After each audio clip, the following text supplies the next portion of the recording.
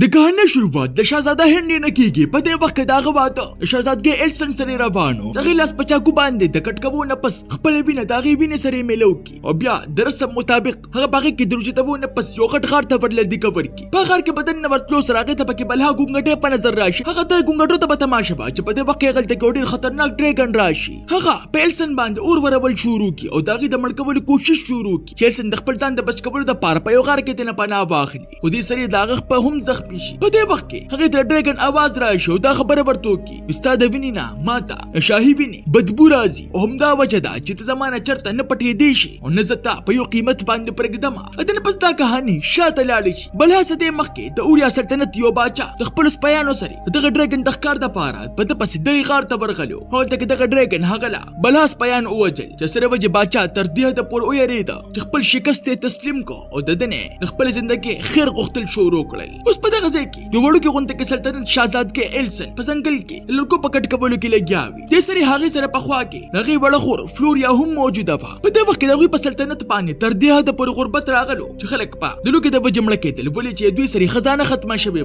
چې کله سړک ته پام شنو دی ته یو شاهي ټانګه په نظر راشي او دا چې کله واپس خپل محل ته راشي نو په دې وخت کې بخزه باچا هکټر سره د ملاویدو د پاره راغلی و. هغه باچا هکټر لا یو خط ورکی هم دغه سي دغه ځای نه لاړ شي. دا خط په کدو سره هکټر سخت خوشاله شي. ایلسن تل د پوسو کی چې په دې سره خبرته دا خبرو کی د اوریا سلطنت شاهزاده هندي د تا سره واده غواړي او د دې واده په بدل کې هغه به زموږ سلطنت لا بلها سره مال او دولت ورکی. ایلسن اول حیران پاتې شي خو بیا د خپل سلطنت او د عوامو د خاطر دغه واده د کبرو د پاره راځي. په سبب باندې ایلسن د خپل خاندان سره د اوریا سلطنت په اړه باندې روان شي چې هغه تکي هر طرف ته د غړغړ د ډریګن مجسمه په نظر راشي. د محل پرې دو سره د سخت خوشاله شي چې د لکه دنیا ته راغلم او چې کله په دغه ځای کې شپه شي او ایلسن دغه محل د کړکۍ نه بار وګوري نو دغه ځای د یو غر د پاسه دی ته اور په نظر راشي چې په دې سره د تعجب غونډه کې احساس وشي. په سبب باندې د ایلسن ملاقات ملکه ایزابل باچارک او داوی زوی شاهزاده هندي سره وشي. ملکه ایزابل چې کله د ایلسن ذهانت او خيارتوب ته پام کوي نو د دینه هغه سخت متاثر شي. اذن پس هغه هندي او ایلسن د بازو خبرو اترو د پاره بار تولی کی چې ایلسن هغه تکي هندي ته دا خبره صفو کی وزه دا واده صرف او صرف د خپل ریاست د خاطر کومه. خو بیا چې کله لکونته وخت پس هندي هغه ته پام وکړي نو دا پته ورته لګيږي چې د اوس په مزه باندې لکونته کې خوشاله شوله. په دې کې د ایلسن میرانه مور د کمینوم چې هیلنو هغه ته په دې واده کې سغلط سم مخصوص شي. هغه هکټر نه دغه معاهده په اړه کې ته پوښتنه کوي کوم چې د دوه د اوریا سلطنت په منځ کې شی و خو هغه په دومره غوسه کې راشي چې دغه معاهده د خودرو نه دي ته انکار وکړي. هیلن ایلسن هم د دې خبرې نه خبردار کی و دې سلطنت خلک ماته داسې عجیب غونډه کې ښکاری که زما ونی نو دا واده چر هم اونکي. ایلسن په دې وخت کې دغه د خبره په سنجیدګۍ سره باندې خلی. پس باندې د هندي او د ایلسن واده وشي او د واده نه پس هغه د یو شاهي رسم دا کبرو د پاره د غټ غر د پاسه د غټ غار خواله ورشي. هلته کې پوره سیدو سره دوی ویني چې شاهي خاندان ټول په ټول خلکو عجیب غونډه کې ماسکونه چولې دي. ملکه ایزابل ایلسن ته هغه تک دا خبرو کې وسدو مخکې ډریګن بزنګ په سلطنت باندې مسلسل حمله کولې او دا غوین د بچ کېدو د پاره زموږ باچا هغه سره یو معاهده وکړه او دا معاهده مطابق موږ اوس د هر نسل نه د شاهزادګانې د ډریګن تر مخ نه قربانو. او چې کله رسم شروع کی نو ټول مخکې ملکه ایلسن د سرو زرو سکه هي غار ته ولي او بیا هندي چې کړه ایلسن لا لاس کټ کې خپل وینه ورسره یوځي کی بیا دا غین د مافیا د غختونه پس ایلسن لا یو غټ غار ته دی کور کی. ایلسن تر دې ته پورې په زور باندې کته غورځي کی چې به هوش شو کله چې په هوش کې راشي د مرستې لپاره چې شروع کی. خو د بد قسمتۍ نه پاغه ځکه دغه د مرستې لپاره سوق هم نو هغه بار تر وته کوی شنو خو بیا هم ناکام شي. په دغه ځکه هغه ته زلو شاهزادګانو جامې کالی ملوشي چې په دې وخت کې دې مازغه کولو شي چې دې ځانمانو زمونږ نه هم بلخا جنہ کې دغه ډریګن تر مخ نه قرباني کړې دي. په دې وخت کې ډریګن درې سری خبرې شروع چې داغه د خبرو نه دي ته دې خبرې پته ولګيږي چې دا پاسل کې او ماده ډریګن دی. خبرته وای بیا تاسو چې مسلسل قرباني کې په پاسل کې تاسو زما یو ډیر زوړ قرض ادا کوي او ستر وجود نه ماته اوس د شاهي خاندان بدبو راځي هم دا وجدات چې ته زمان اوس په ځای کې هم نشي بچ کېدلی. خو دغه وینه پاسل کې دی نه و بلکې هغه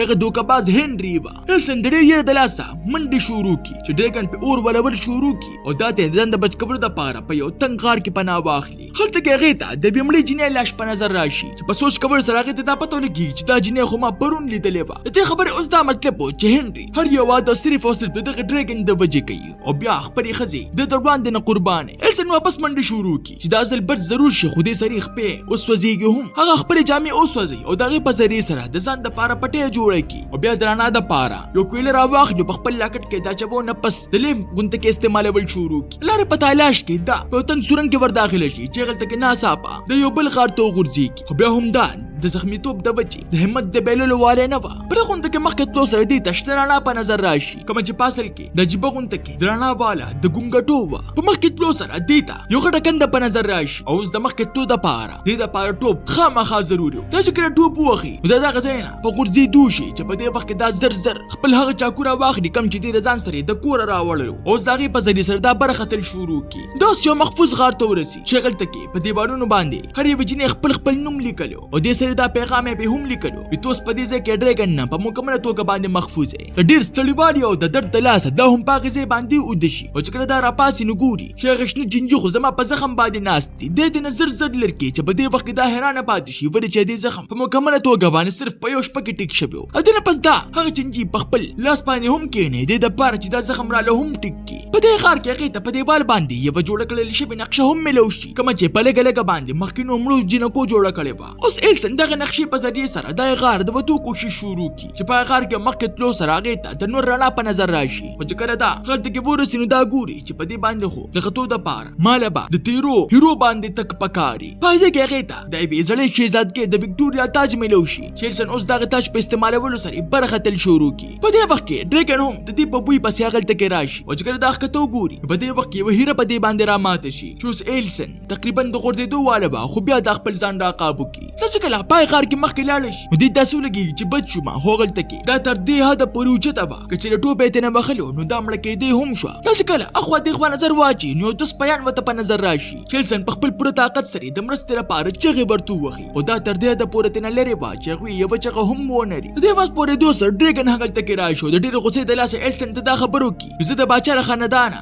د هر نسل نه 3 شهزادګانې د دې وجې غواړم ولې چې صدو مخکې دې ظالمانو زما واحد 3 بچي وژلي دي. اوس هغه بیا په دې باندې حمله شروع کړي چې په دې وخت کې دې داسې محسوس شي چې په دې غار کې څوک رانه نوتل. ډریګن د مغې سرې پای کسانو پسې هغلته کې لاړه شي او بل طرف ته ایلسن واپس هغې غار ته واپس راکوزه شي. په غار کې په نوره ګرځېدو سره ایلسن ته په یو ځای کې بې شماره سره زره او د ډریګن 3 واړه بچي مړه میلو شي چې اوس صرف او صرف هډوکي جوړ شوي وو. په دې وخت کې د هغې مازه کولو شي چې صدو مخکې په اصل کې د اوریا یو غټ باچا دغلته کې راغلی و او هغه دغه ډریګن لا بچي مړه کړي او چې کله هغه دغه سپیان مړه کړل نو باچا ته بیا د خپل ځان د بچ کېدو دپاره یو معاهده وکړه چې زه به د هر نسل نه تاله 3 شهزادګانې درکوم. خو د اوریا شاهي خاندان تر دې حده پورې هوښیار و چې هغوی به خپلې اصل شهزادګۍ نه قربانولې بلکې د غریب ریاستونو نه به یې جینکۍ راوستلې او هغه به یې پرې قربانولې او ډریګن له دې یقین د په خبرو دپاره خپل شاهي وینه به یې پرې لګوله او چې کله به هم دې غار ته ورلدیکه ورکړه نو بیا به ډریګن ته راس لګېدل چې دا هم د اصلي خاندان شهزادګۍ. په دې کې د ایلسن غوږونه له د خپل پلار د هیکټر او د هغه